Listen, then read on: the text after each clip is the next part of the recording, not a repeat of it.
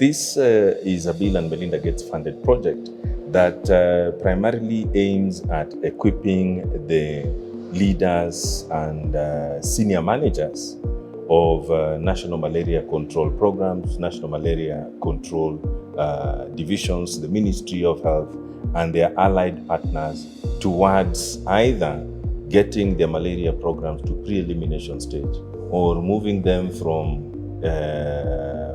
pre-elimination to elimination or elimination to eradication. As we all know, malaria is a very serious disease here in Africa.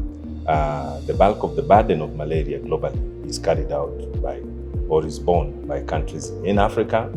And to this end, the foundation, in partnership with a number of local institutions, have then come together to see if beyond the science of the eradication of malaria, the science dealing with the development of vaccines, the look towards new methodologies for protection, the search for new therapies. There is this idea that leadership is the glue that will be able to help to connect these pieces together and to be able to help these countries to actually have much more focused, much more efficient, and much more impactful operations.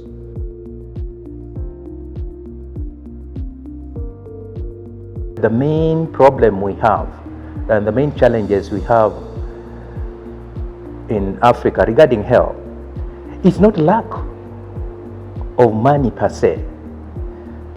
We would do with more money if it were, but as far as I'm concerned, it's really the inefficient use of available resources.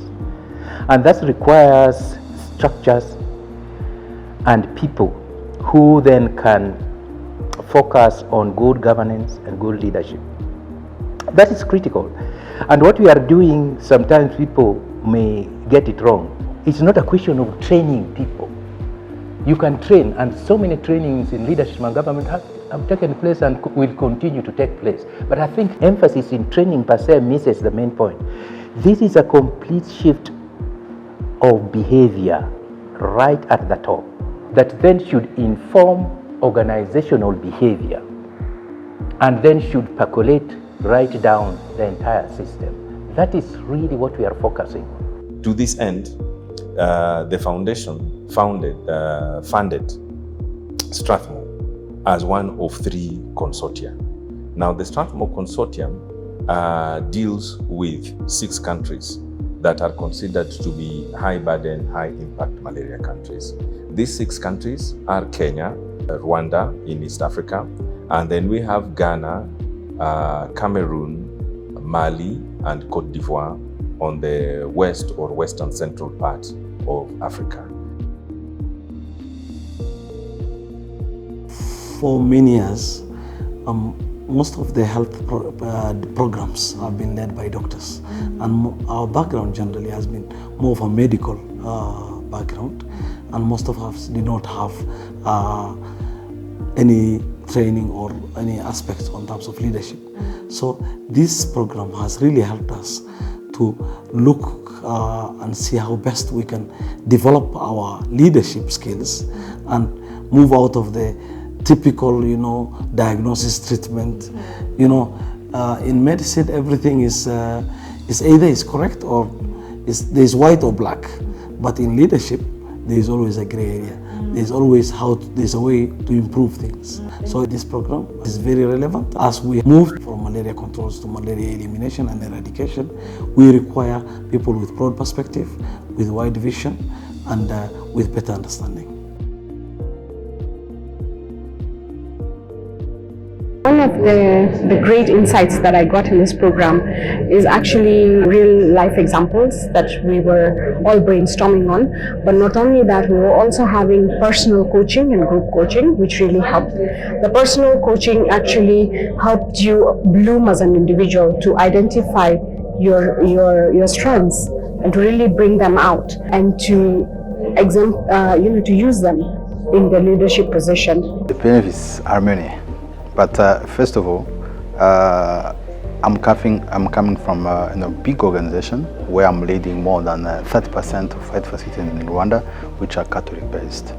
So the leadership skills, that's the best thing I gain, because they're gonna help me seriously to make evidence-based decisions. Second is related for the management practices. It are very key, because I told you I'm managing more than 120 health facilities. So I will need to use them with my people to work together to improve their skills, and then bring down, cascade this training actually to my people to make sure they can have those good practices, to make sure they can improve and then have better outcomes for our patients. Ghana, currently we are talking about working towards universal health coverage 2030. We've actually launched the roadmap to universal health coverage by 2030. And to be able to do that, you need good, well-prepared leadership to help direct the country to that. And I feel I'm part of, as a Deputy Director of Public Health, I'm part of the leadership to do that. So this program, I believe, has equipped me to be able to contribute effectively to Ghana attaining quality universal health coverage.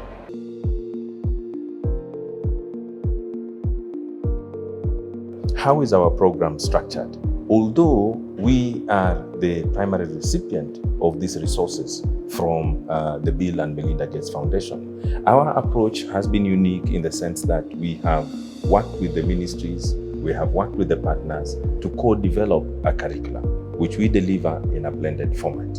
The curriculum runs through, makes use of case studies, makes use of experiential learning, makes use of field visits, makes use of case discussions, makes use of group activities to explore the various facets of leadership, whether it is self-leadership, team leadership, whether it has to do with aspects around leading towards better operations, generating greater efficiencies in the programs, and a whole host of other things are covered here.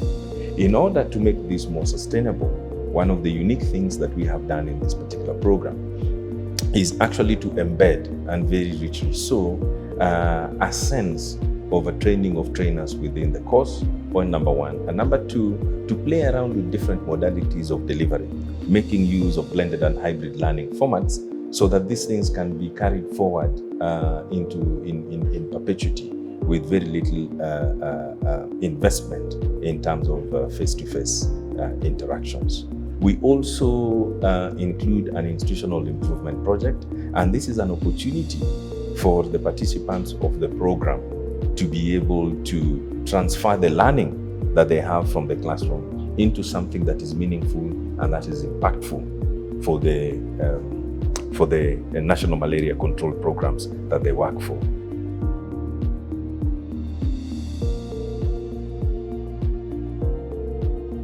Malaria control and elimination is not at one level.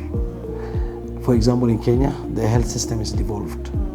Yes, at the national level, we have trained a certain group of officers. About 7 of them have been trained through this program now. And of course, at the Ministry of Health at the national level, in total of 35 people have been trained. The best thing, because health is implemented at the lower levels. Because in the course, there are some very insightful units. For example, data for decision making, better communication style, how best to get the malaria agenda on the table. So I think it's very important if we can take this course forward and enroll more national team members. But more importantly, if we can have the county and the sub-county malaria control coordinators be trained on this course, that will take the fight against malaria further, and it will improve the leadership of malaria at the grassroots, at the county level, and that will definitely improve on the productivity and the outcome of our objectives of achieving our malaria-free Kenya.